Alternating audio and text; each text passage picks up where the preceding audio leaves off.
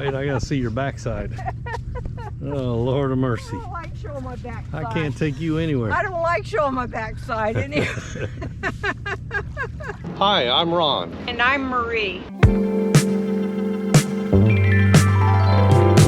10 years ago, we bought a broken down trawler for $4,000. And nothing worked, not even the kitchen sink.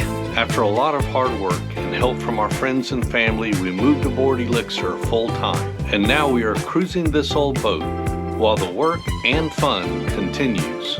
So subscribe and give us a like and come along with us, cruising this old boat. We are on the Ohio River. We just left Paducah, Kentucky. And this river is nasty.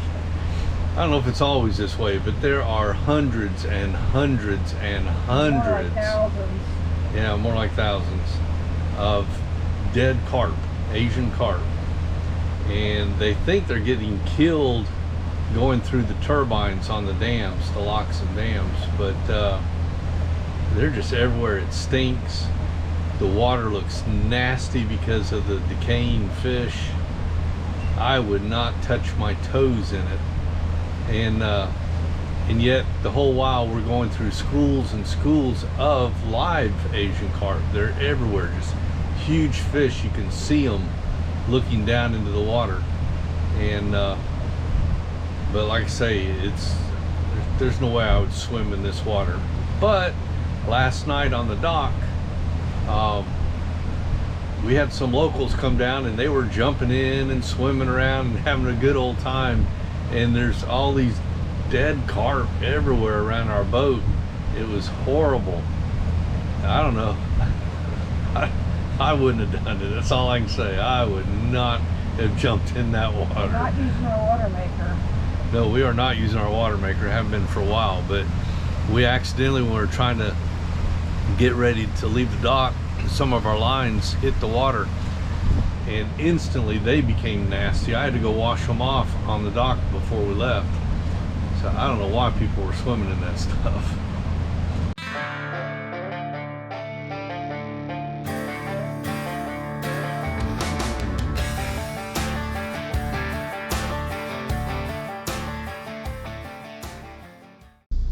We are at the Olmsted lock on the Ohio River. This is a fairly new lock. It opened in 2018 and it replaced two existing older locks. So they've been torn down at this point. It's kind of interesting. This is a wicket dam. So the dam doesn't go all the way across the river. It has movable plates. And when the water level is at certain levels, they lower those plates down and the river just flows across them, and you don't go through the locks. You just go right down the river and you know, go right over them in your boat. But if the water level isn't the right level, then they raise those wickets and it creates a dam, and then you have to go through the lock. So the wickets are up right now, and so we have to go through the lock today. But it was kind of confusing to me when I first started plotting out our course, because Olmsted, $3 on standby.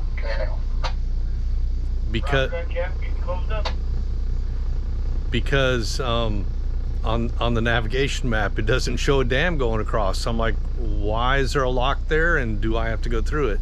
So I had to do a little bit of research to figure out what it is, but that's why they don't show a dam all the way across, because at times it isn't all the way across. It just depends on whether the wickets are up or down. So there's 3 tugboats with barges in there right now. There's 2 chambers in this lock. It's a pretty good sized lock. So in one of the chambers, he's got 2 tugs with tows going downstream. In the other chamber, he's got a tug with tows coming upstream, and he's told us when that one comes out, he'll put us in that chamber to go downstream. Olmsted to the Elixir.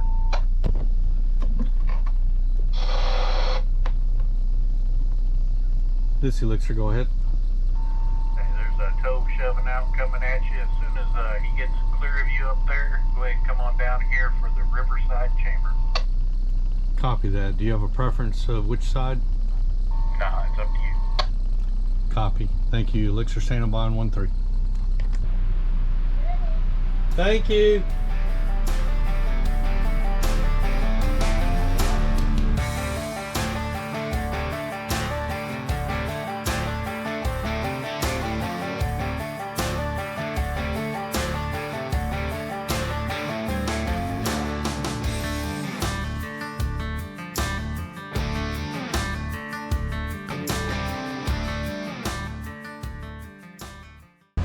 We have officially entered the Mississippi River, and the current is so strong in this river that you could see the change between the Ohio and the Mississippi.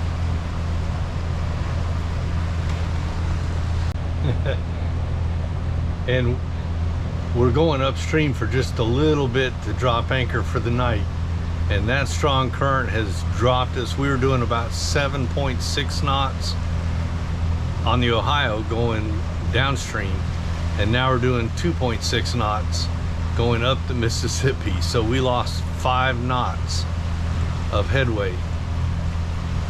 That would be a slow trip if we kept going upstream.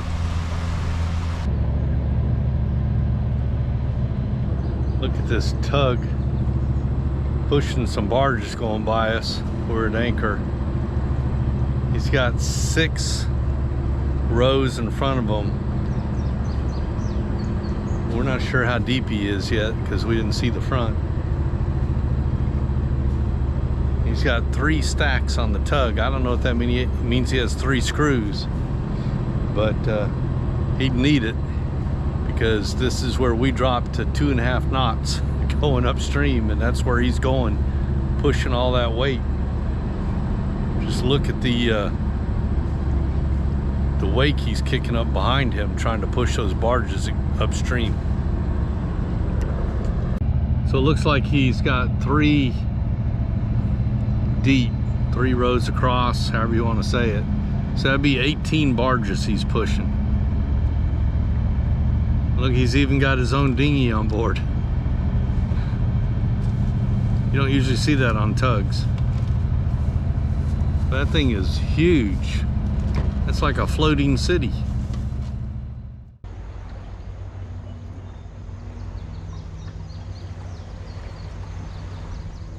We are anchored where the Ohio River meets the Mississippi River, and this is where the side trip really starts. Everything we've done up till now is to get to this point.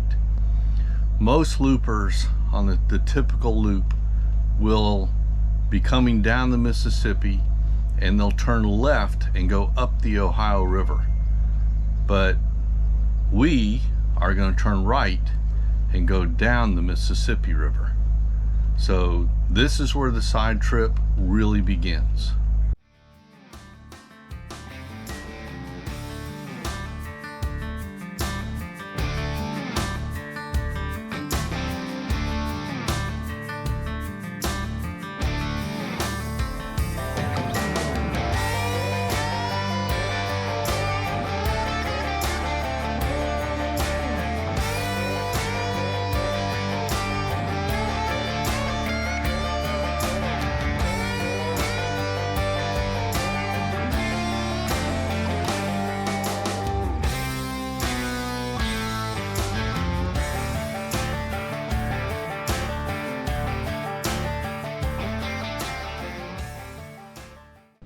It is day 157 of our side trip to Oklahoma. We are in New Madrid, Missouri, and we have traveled 1,840 nautical miles.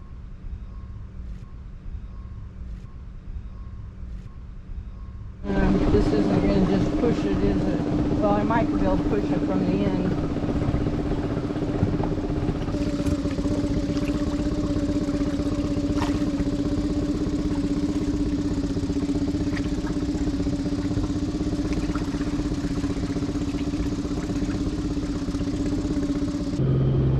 Muddy over there. We're gonna, walk lock the boat to one side or the other and have it out of the way? Tie that log right here.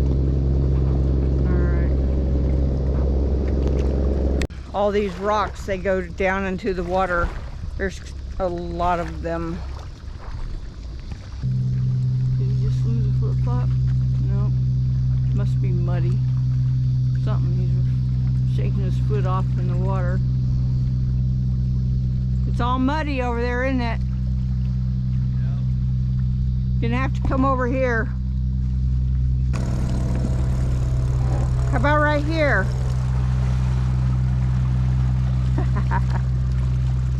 He stirred up some mud.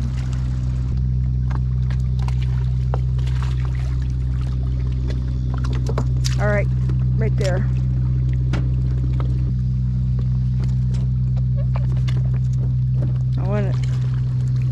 I was trying to get you right between those, right between that rock and this rock is where I was trying to get you, because it was no rocks between them.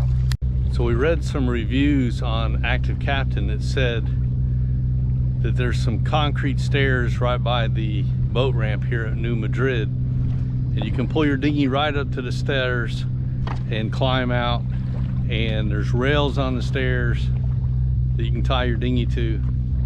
We didn't find any of that. There's no steps, no rails, no nothing, and there's an eddy right in front of the ramp, so the current isn't pulling us off of the boat ramp. It's actually pushing us back on it. So we had to go to the other side of this little rock pile and tie up and climb over the rocks. A little bit tricky, but we made it. There's Elixir way over there. I can't believe my eyes when I get close to you, close to you, close to you. You said hello and I lost my control in just one tiny second. You do to me what I've seen in the movies, but this really happening. My mind explodes. I can feel my bones shaking to the beat of my bleeding heart. It's 101 and it's 101 degrees. Just made my world stop. I can't believe my eyes when I get close to you, close to you, close to you. So pretty I could die. I can't be close to you, close to you, close to you, close to you. Close to you, close to you, close to you.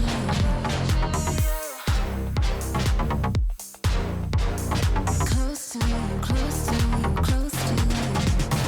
My walls are down, they've been burned to the ground by the voice of an angel. Don't say a word before someone gets hurt, it's just too much to handle. My mind explodes, I can feel my bones shaking to the beat of my bleeding heart. An overload, don't know how this goes, but I'm pretty sure you just made my world. It was one of those soft spots. We didn't dress for swimming. Oops. It's I like did not plan on doing it. like It's hand up. slippery, it's slippery. Oh, goodness sakes.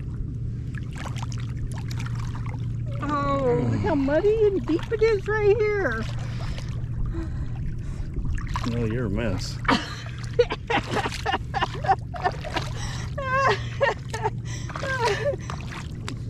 Okay.